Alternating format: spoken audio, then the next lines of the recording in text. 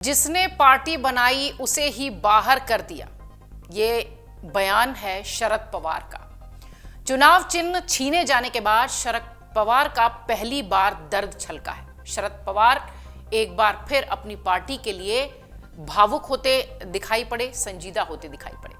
शरद पवार महाराष्ट्र के बारामती में थे। बारामती में मीडिया से बातचीत करने के दौरान शरद पवार का पार्टी का नाम और चुनाव चिन्ह खोने का दर्द छलकता दिखाई पड़ा। उन्होंने कहा कि जिसने पार्टी बनाई उसे ही पार्टी से निकाल दिया गया। शरद पवार ने कहा कि यह फैसला कानून के अनुसार सही नहीं है और हम इसे सुप्रीम कोर्ट में चुनौती देंगे ही।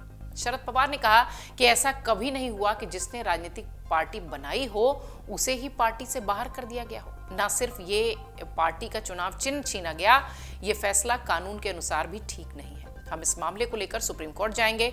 हमें जनता के बीच अपनी पहुंच बढ़ाने की जरूरत है। बीते दिनों चुनाव आयोग ने अजीत पवार की गुट वाली जो एनसीपी थी उसको असली एनसीपी बता दिया था और चुनाव आयोग ने राष्ट्रवादी कांग्रेस का जो चुनाव चिन्ह घड़ी है उसे भी अजीत पवार को, अजीत गुट को दे दिया था।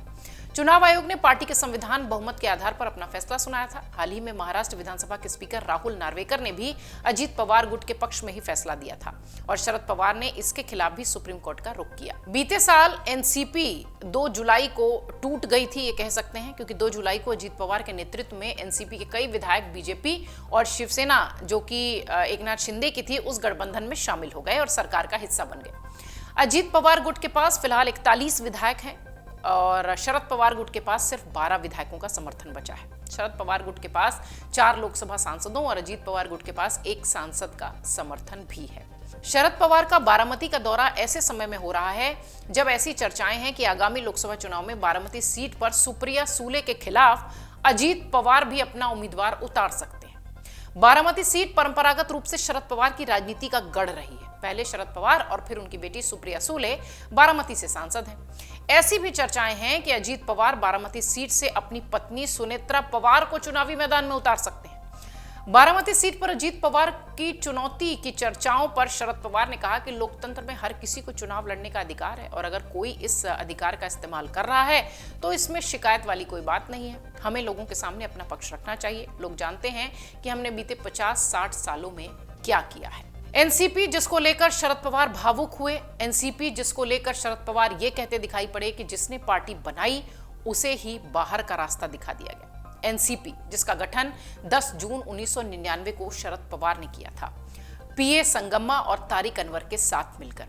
इसके बनने के पीछे एक बड़ा सियासी घटनाक्रम था। दरअसल सोनिया गांधी ने जब राजनीति में कदम रखा और उन्हें कांग्रेस अध्यक्ष बनाने की तैयारी शुरू हुई तो शरद पवार समेत कुछ नेताओं ने इसका विरोध किया।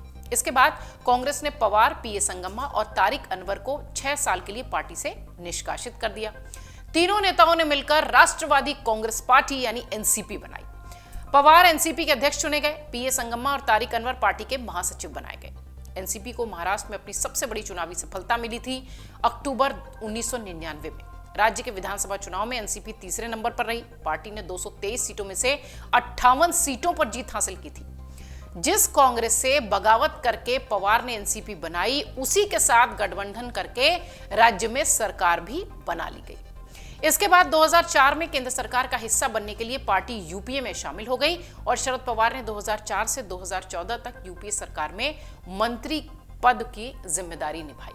अब अजीत पवार पिछले साल जुलाई में शरद पवार से अलग हो चुके हैं। चाचा भतीजे की ये लड़ाई सुप्रीम कोर्ट तक पहुंची है, लेकिन इस बीच बारामती में पहुंचे शरद पवार का दर्द छलका है कि जिसने पार्टी बनाई उसे ही निकाल दिया गया। हालांकि अभी भी वो दावे के साथ सुप्रीम कोर्ट जाने की तैयारी में हैं और लगातार ये बात कह रहे हैं कि चुनाव चिन्ह घड़ी उनसे कानूनी रूप से गलत तरीके से ली गई है। देखना यह है चाचा भतीजे की ये लड़ाई कहां तक जाती है। अगर आप ये वीडियो YouTube पर देख रहे हैं तो हमारे चैनल को सब्सक्राइब करें और बेल आइकन को दबाना ना भूलें। अगर आप Facebook पर ये वीडियो देख रहे हैं तो हमारे पेज को लाइक करें।